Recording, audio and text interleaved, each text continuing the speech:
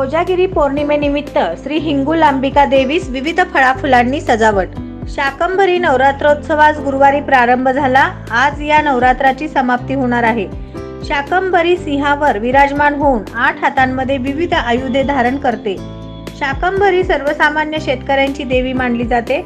या देवीला 64 प्रकारच्या भाज्या, 64 प्रकारच्या कोशिंबिरी, फळे यांचा नैवेद्य दाखवला जातो। हिंगुलांबिका मंदिरात शाकंभरी उत्सव मोठ्या उत्साहात साजरा केला जातो। या वर्षी 4.5 टन ऊस, 7000 किलो विविध फळे, 3000 किलो फुलांची आरास केली आहे।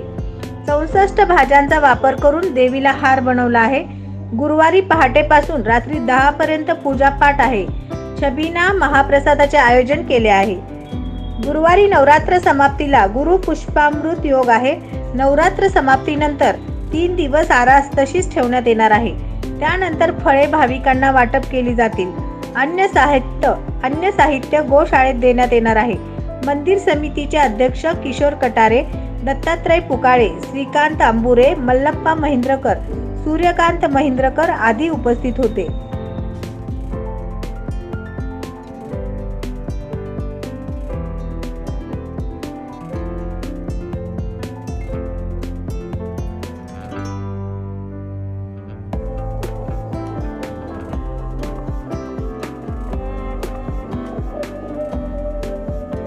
SB न्यूज चॅनलला लाईक करा, शेअर करा, सबस्क्राईब करा।